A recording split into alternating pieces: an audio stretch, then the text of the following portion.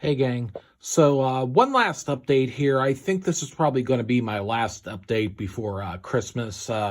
So anyway, I'm probably probably not going to be getting anything else before the holidays. So yeah. Anyway, this past week. Anyway, I went to a antique mall, and today I went to a flea market, and yeah, got a few more things. And one of the things I picked up was this replica 1917 U.S. military trench knife, and it's a replica made to look like those old trench knives they used in World War One. And I this isn't a bad replica. It's not bad for what it is anyway. I think the blade, it might be full tang here, it appears to be. And yeah, there, China on the back. It's 1917 military. It has this wooden handle and this hand guard.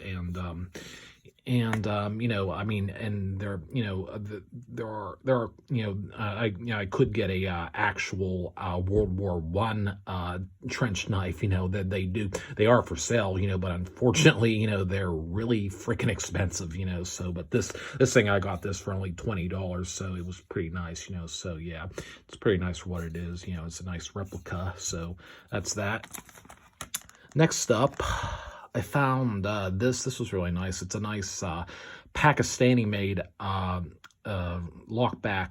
manual lockback stiletto, and it has this frostwood handle and these nice brass bolsters, and at the top of the back spring here has this little bee there, which is something that you see on the French Laguiole knives. And yeah, I thought this looked pretty nice, so I grabbed it. And next up, I also grabbed this Marbles Bowie knife. It's the Marbles, the MR626. This is one of their knives made in Pakistan, and it has this leather-wrapped handle and this leather lanyard there on the back. And yeah, it's pretty nice, pretty hefty little fixed blade. Good for some outdoor work, some chopping and whatnot. And it has came with this nice leather sheath, as you see there. Yeah, and it has on the snap buttons there, Marbles, you can see, and it has this front pouch where you can put a sharpening stone, but this one didn't come with a stone when I got it anyway. I think it was probably used. So yeah, so that's that. Next up, I also snatched up, this was like $10, this little Frost Cutlery Steel Warrior mini lockback folder. And Steel Warrior is probably the best you can do as far as Frost Cutlery goes. Anyway, this is definitely one of their nicer lines of knives. Steel Warrior, anyway, if you watch Cutlery Corner, you see a lot of them there. They're always hawking those over on that channel. So yeah, anyway, so $10. It was pretty nice find. Next up, yeah, I found this little mini keychain OTF, which, as you can see there, it's like a miniature version of the Mago OTF stiletto. So yeah, and I don't know, it's like a cool little, it's like a fidget toy almost. You can just like a bladed fidget thing. You can just sit there for hours and on end doing this, just over and over, and just annoy the crap out of your friends. Anyway, just a little gimmicky little thing I grabbed. Next up, anyway, this is another little gimmicky item, like this little mini keychain balisong, which you actually surprisingly can do tricks with. I mean, it's kind of hard, but yeah, you can actually flip it.